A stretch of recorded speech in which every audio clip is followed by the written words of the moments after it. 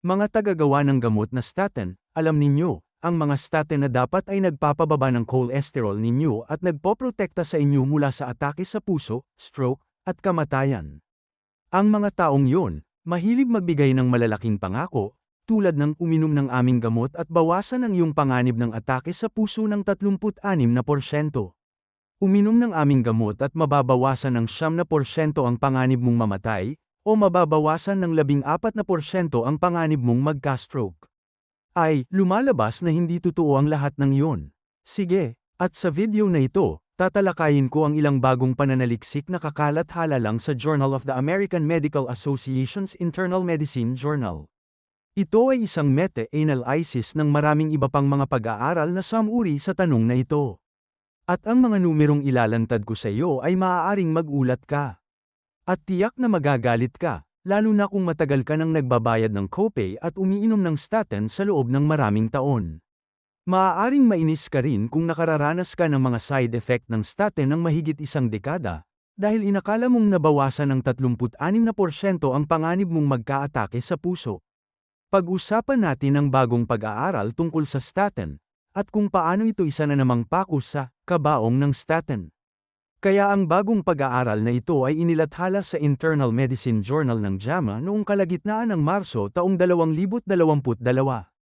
Ito ay isang sistematikong pagsusuri at meta-analysis. Tiningnan nila ang maraming iba't ibang pag-aaral na ang datos ay malayang magagamit ng publiko. Maaaring hindi mo alam na maraming kumpanya ng statin ang nagpopondo ng sarili nilang pananaliksik, ngunit pinananatiling pribado rin nila ang mga resulta. Hindi nila ibinabahagi ang mga resulta sa publiko, pero hindi rin nila ito ibinabahagi sa ibang mga mananaliksik sa mga institusyong medikal. Itinatago nila ito bilang pag-aari nilang impormasyon. Medyo kakaiba yun, hindi ba? Ngunit natagpuan ng mga mananaliksik na ito ang 21 pagsubok sa mga gamot na statin tungkol sa kakayahan nitong mabawasan ang panganib mong mamatay, magkaroon ng atake sa puso, o magkaroon ng stroke, na ang datos ay talagang magagamit sa publiko o nakuha nila. At marami sa mga pagsubok sa statin ang gustong pag-usapan ang malabong mga sukatan, tulad ng mga kaganapang kardiovaskular. Iyon ay isang subhetibong panukat na pwedeng oo o hindi lang sagutin ng mga doktor. Hindi ito isang matigas na sukatan na itim at puti. Ang pagkamatay, iyon ay isang mahirap na punto ng pagtatapos, ang pagkakaroon ng naitalang atake sa puso, iyon ay isang mahirap na punto ng pagtatapos, ang pagkakaroon ng naitalang stroke, iyon ay isang mahirap na punto ng pagtatapos. Kaya tiningnan ng pag-aaral na ito ang tatlong mahihigpit na pamantayan na hindi maaaring itanggi. Alinman ay namatay ka o hindi ka namatay, di ba? Kapag tiningnan natin ang pananaliksik na nakabatay sa tatlong mahihirap na input na yun, makikita natin ang mga numerong lubos na naiiba kaysa sa maaaring nakita mo sa mga patalastas ng Lipitor, Zocor, Cravastatin, o iba pa. Sa kabuuan, may mahigit 143,000 iba't ibang kalahok sa lahat ng mga pag-aaral na ito nang pinagsama-sama natin ang mga ito. At kapag tiningnan mo ang kakayahan ng statin na protektahan ka laban sa atake sa puso, stroke, o kamatayan sa pamamagitan ng pagpapababa ng iyong LDL cholesterol, natuklasan ng mga mananaliksik na walang pare-parehong ugnayan sa pagitan ng pagbaba ng LDL-C gamit ang statin at ng iyong panganib ng kamatayan, atake sa puso, o stroke. Oo, walang pare-parehong ugnayan. Sa graph na ito, sa tingin ko ay malinaw nitong isinasama ang mga resulta ng pag-aaral na ito. Ipinapakita rin ito kaagad kung paano gustong linlangin ka ng mga kumpanya ng gamot gamit ang relatibong pagbawas ng panganib kumpara sa absolutong pagbawas ng panganib. Ngayon nakikita mo ang mga matataas na mapusyaw na kulay abo na bar sa graph, ito ang pagbabawas ng relatibong panganib. At kaya kapag mas mataas ang kabuuang mortalidad, ang iyong panganib na mamatay, binabawasan ng mga statin ito sa pamamagitan ng pagpapababa ng iyong LDL-C ng 9%, para sa myocardial infarction o atake sa puso, binabawasan nila ito ng 29%, hindi pa rin 36%, hindi ba? At pagdating sa stroke, binabawasan nila ang iyong relatibong panganib ng 14%. Iyon ang numerong iniaanunsyo nila, iyon ang numerong sinasabi nila sa mga doktor, at iyon ang numerong naririnig mo. So kung uminom ako ng statin araw-araw ng maraming taon, magbabayad ng copay, titiisin ang mga side effect, ayos lang, dahil mababawasan ng 1/4 ang panganib kung magka-atake sa puso. Tama, ngayon, bigyang pansin ng mas mabuti ang graph na ito. Tingnan ang napakaliit na bar na katabi ng bawat isa sa matataas na bar. Kaya para sa pagkamatay, kapag tiningnan mo ang absolutong pagbawas ng panganib, pinag-uusapan natin ang 0.8% na halos ingay lang. Para sa atake sa puso, 1.3% ito. Oo, hindi naman kahanga-hanga. Paano kung sinabi ng patalastas ng Lipitor na binabawasan namin ang iyong panganib ng atake sa puso ng 1.3% bawat taon? Bayaran mo ang iyong $25 na copay bawat buwan at tamasahin ang mga benepisyo. O para sa stroke, lumalabas na 0.4% na absolutong pagbawas ng panganib ang makukuha sa pag-inom ng statin araw-araw sa loob ng maraming taon. Literal mong babawasan ang iyong panganib ng 0.4%, hindi nga umaabot ng 1% na absolutong pagbawas. Tandaan na sa pag-inom ng statin araw-araw, bababa ang iyong antas ng testosterone, na hindi mabuti para sa mga lalaki at babae. Tataasin mo ang antas ng asukal sa dugo mo, na hindi mabuti para sa lahat ng tao. Bababin mo ang iyong mga antas ng coenzyme Q10.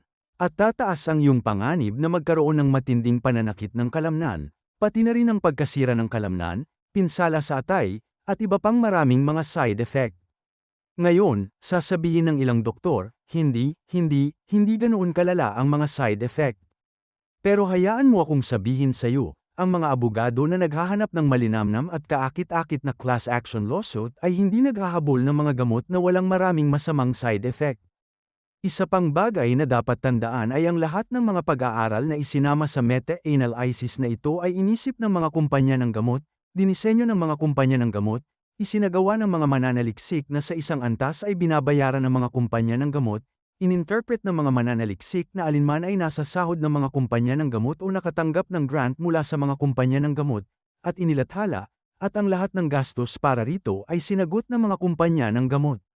Kaya naiisip ko, ano kaya ang aktwal na bilang kung magkakaroon tayo ng isang independyenteng randomized control trial upang malaman kung ang pagbaba ng LDL-C dahil sa statins ay talagang nagbibigay ng anumang benepisyo man lang? Ihuhula ko na ang benepisyo ng pag-inom ng statin upang mabawasan ang iyong panganib na mamatay, magkaroon ng atake sa puso, o magkaroon ng stroke ay 0%. Ito ay kung ang pananaliksik ay isinagawa ng mga independyenteng mananaliksik. Ngayon maaari mong sabihin, oo nga, ako bilang pasyente, bilang mamimili, hindi ko maintindihan ang panganib sa pagitan, o ang pagkakaiba sa pagitan ng relatibong pagbawas ng panganib at absolutong pagbawas ng panganib. Ngunit tiyak na naiintindihan ito ng doktor ko. Nagtapos siya sa medical school. Sa totoo lang, naglagay din ako ng isa pang link sa isa pang artikulo na nagpapakita na karaniwan, hanggang 25% ng mga doktor na sinervi, ang walang ideya sa pagkakaiba ng relatibong pagbawas ng panganib at absolutong pagbawas ng panganib. Kaya malamang hindi rin maintindihan ng doktor mo ang pagkakaiba. At iyon ang dahilan kung bakit hinihikayat kitang i-print ang bagong artikulong ito at dalhin ito sa susunod mong pagbisita sa doktor.